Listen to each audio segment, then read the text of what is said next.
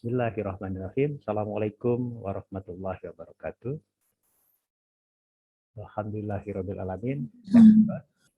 Today we are going to listen about the student presentation. Waalaikumsalam warahmatullahi wabarakatuh. Okay, I think this is today is the student presentation. Ismi D. Utami will sharing and caring about his topic related to the subject interdisciplinary approach in history and history education. Let's starting our lecture today by saying together Basmalah. Bismillahirrahmanirrahim. Okay, Ismi D. Utami, time issues for presentation. Your time is 10 to 5 minutes.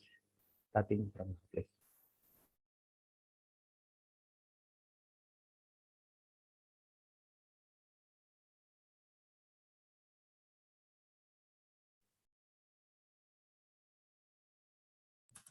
Sudah terlihat share screen-nya? Okay, go ahead.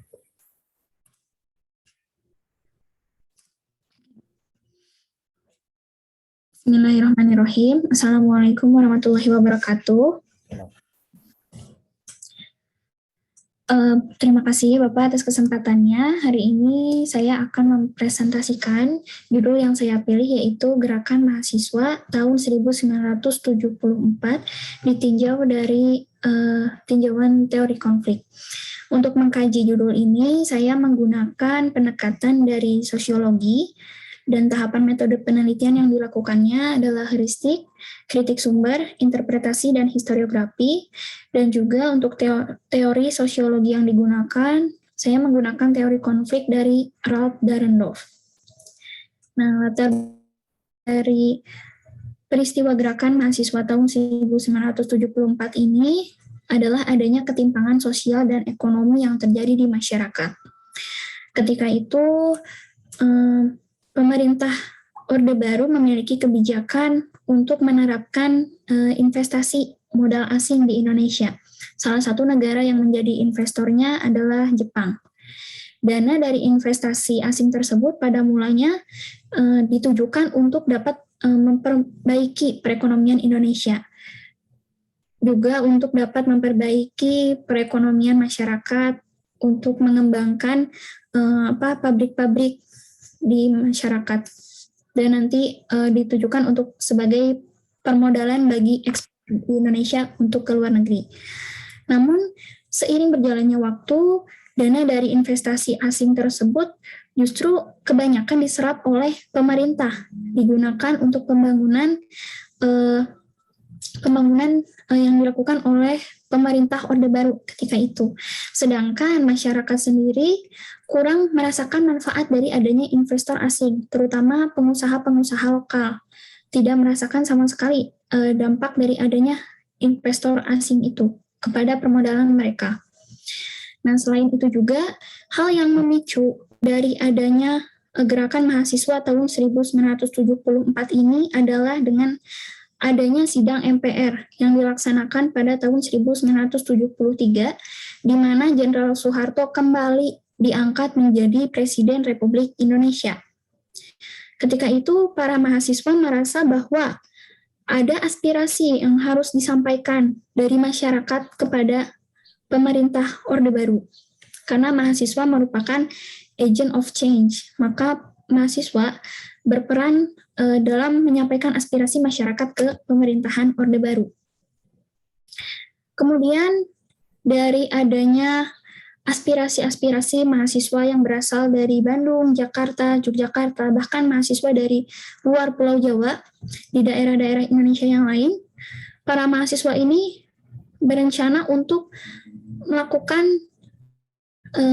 aksi kepada pemerintah Orde Baru untuk menyampaikan aspirasi masyarakat mengenai adanya ketimpangan sosial dan juga ekonomi yang dirasakan masyarakat akibat adanya investasi asing.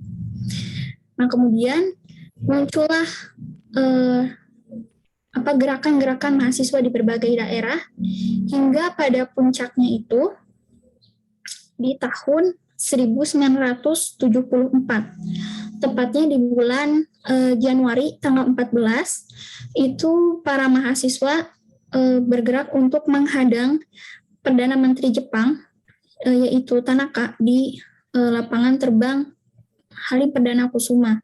Kemudian aksi selanjutnya semakin memanas, di mana mahasiswa berdemonstrasi long march dari kampus Salemba UI menuju Universitas Trisakti. Dan bukannya makin mereda, jadi gerakan mahasiswa ini semakin berlanjut, bahkan sampai keesokan harinya di 16 Januari 1974, gerakan mahasiswa ini baru bisa diredam karena adanya penangkapan beberapa mahasiswa. Dan rumusan masalahnya adalah bagaimana gerakan mahasiswa tahun 1974 bila ditinjau dari sudut pandang teori konflik. Menurut teori konflik sendiri, secara umum, teori konflik yang dikemukakan oleh Karl Marx, Max Weber, maupun Dahrendorf sendiri memiliki intisari yang sama, yaitu konflik ini muncul karena adanya karena adanya pertentangan antar kelas sosial. Cuman teori konflik yang dikemukakan oleh Dahrendorf berbeda dengan yang dikemukakan oleh Karl Marx dan juga Weber, di mana titik berat dari teori konflik Dahrendorf ini lebih berarah kepada kekuasaan atau authority atau otoritas, kewenangan. Menurutnya, menurut Dahrendorf, konflik itu disebabkan karena ada pertentangan dua kelas atau dua kelompok. Yang pertama adalah kelompok statis, yaitu kelompok yang ingin mempertahankan kekuasaan atau otoritas, dan yang kedua adalah kelompok dinamis, kelompok yang ingin melakukan perubahan. Dari teori konflik Dahrendorf ini dapat diamati bahwa gerakan mahasiswa 1974 ini terdiri dari dua kelompok yang saling bertentangan. Yang pertama, kelompok statis atau kelompok yang ingin mempertahankan otoritas adalah Orde Baru, tercermin dalam adanya sidang umum MPR yang diselenggarakan pada 1973, di mana Jenderal Soeharto kembali diangkat menjadi Presiden Republik Indonesia. Dan yang kedua, kelompok dinamis atau kelompok yang ingin melakukan perubahan adalah kelompok mahasiswa. Dan alasan adanya kelompok statis ini atau kelompok yang ingin mempertahankan otoritas atau kewenangan ini adalah adanya ekspektasi sosial. Jadi pemegang kekuasaan atau pemegang wewenang ketika itu memiliki memiliki ekspektasi sosial bahwa masyarakat itu masih ingin beliau menjadi pemimpin, beliau menjadi pemegang kekuasaan karena beliau diharapkan mampu dapat mengatasi masalah-masalah yang terjadi di masyarakat. Sedangkan kelompok dinamis atau kelompok yang ingin melakukan perubahan itu beranggapan bahwa pemegang kekuasaan atau pemegang otoritas ketika itu ingin ingin mempertahankan kekuasaannya gitu, dan tapi tidak dibarengi dengan pemecahan masalah gitu. Jadi kelompok dinamis ini beranggapan bahwa apabila suatu kelompok besar itu dipimpin oleh pemegang kekuasaan atau otoritas yang sama, itu masalah yang ada itu belum tentu terpecahkan. Justru bahkan bisa lebih parah lagi masalahnya, seperti itu. Nah, itu pembahasan dari rumusan masalahnya. Kemudian untuk sumber yang digunakan, ini saya menggunakan dua sumber dari buku. Untuk sumber sejarahnya sendiri, saya menggunakan sumber Indonesia dalam Arus Sejarah Jilid 8, Orde Baru dan Reformasi, dan untuk kajian sosiologi, terutama kajian teori konfliknya, saya menggunakan buku Spektrum Teori Sosial. Sekian pemaparan dari saya. Terima kasih. Wassalamualaikum warahmatullahi wabarakatuh. Waalaikumsalam warahmatullahi wabarakatuh. Okay, thank you very much. Ismi Di Utami, your presentation is good and effectively just 10 minutes, I think, 9 minutes. Good idea. Okay, ladies and gentlemen, my student, we have listened about the Ismi Di Utami's presentation. And I think starting from now, please, other student makes the brief comment, writing the brief comment, and then sending to the WhatsApp group, okay? Not until finish listening my comment, my review to the Ismi Di Utami presentation. Okay, Ismi, I would like to comment your presentation. Your presentation is good. And let's see about your title, okay? The student movement in 1974 with the, what is according to conflict theory, okay? I think it is a good title. But let me see about the content of history. So I know you will use the sociological concept, particularly the conflict theory. But in explaining about the historical event, I think it is still general, not yet enough and not yet detailed. What do you want to analyze? What do you want to, what is explanation in the historical event? I think it is very important because your title, your topic is about the history of the student movement in 1974. What also important for you, in order this student movement is not only particular in Indonesian history case, but also can occur in general matters, you use about the sociological concepts. But please ensure that in a sociological concept ourselves, in this context you use about the conflict theory, there's not only a conflict in sociological concept. And if you read about the Ralph Dahrendorf, okay, Ralph Dahrendorf is the conflict theory, but in sociological concept, there's not only conflict, but also collaboration. Not only conflict or competition, but also cooperation. So I think it should be analysis is in your paper, not only conflict, but also collaboration. I think, okay, student was conflicting with the army, but student also should be collaborate, for example, with the lot of army elite, particularly in West Java, in Bandung, for example. So it is not only conflict, but also collaboration. In sociological concept also, there's not only conflict, but also concept of position and role. Student as the middle class, okay, have the position and its role. What role of student? You have mentioned student should as the trigger of the change, as the actor in social change. It is good. But I think because of that, in sociological concept, there's not only conflict, not only cooperation, but also position and role of student, position and role of the army, Indonesian military, position and role of the middle class, and so on and so forth, should be analysis and should be explaining also in historical event. And lastly, in sociological concept, there's also what we call as the authority. Concept of authority. As we know that Max Weber categorized concept of authority become the three part. Firstly is charismatic authority. Secondly is traditional authority, and lastly, thirdly is the legal and rational authority. So I think it is very important. And for students, I think they have the legal or rational authority.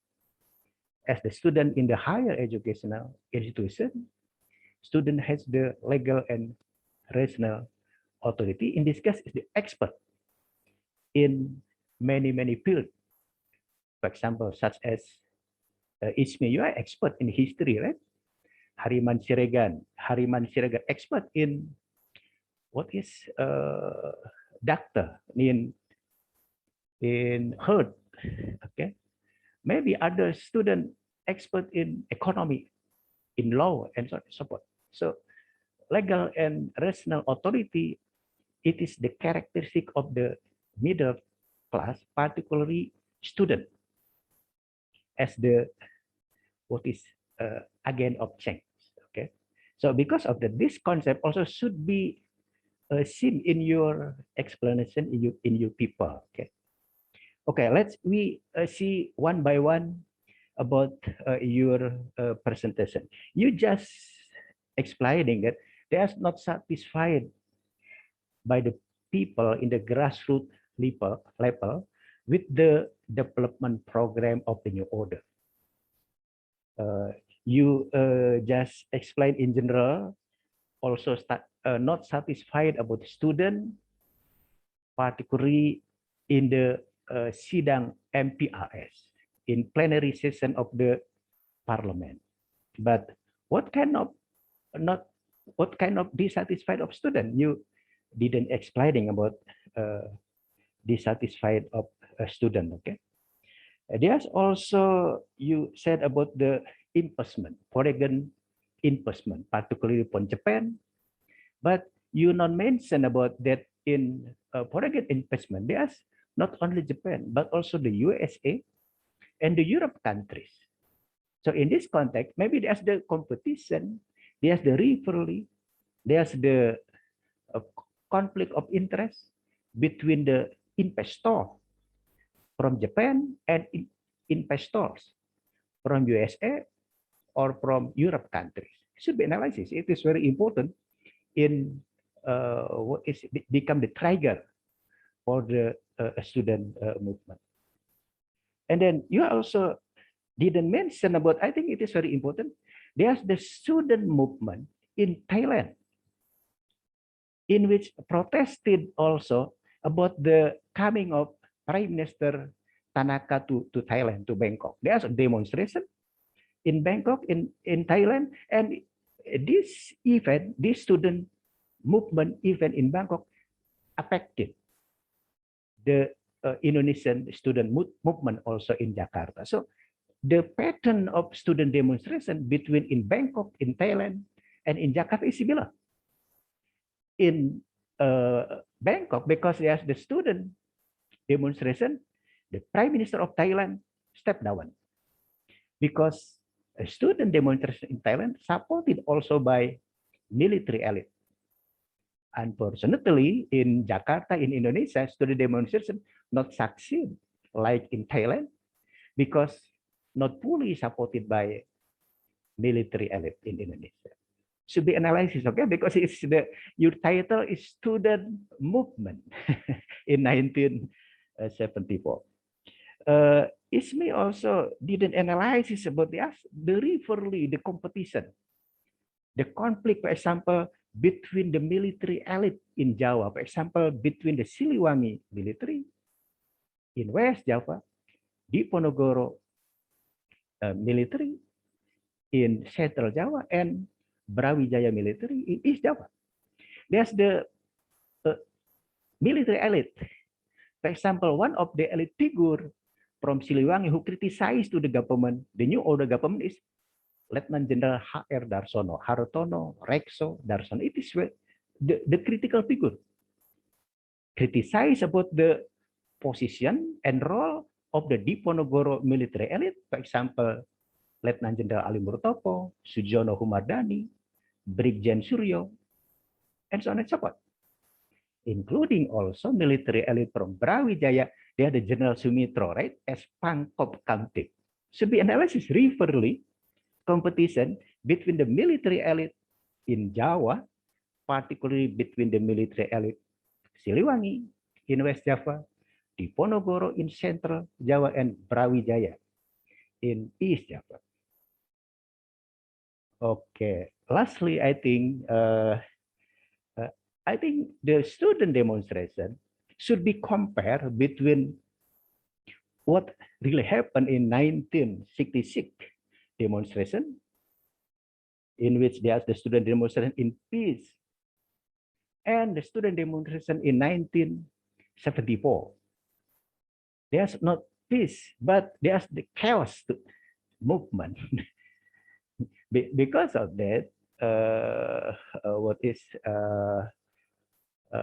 the student leaders, in this case is Hariman Siregar and others, should be responsible with the student demonstration in chaos situation.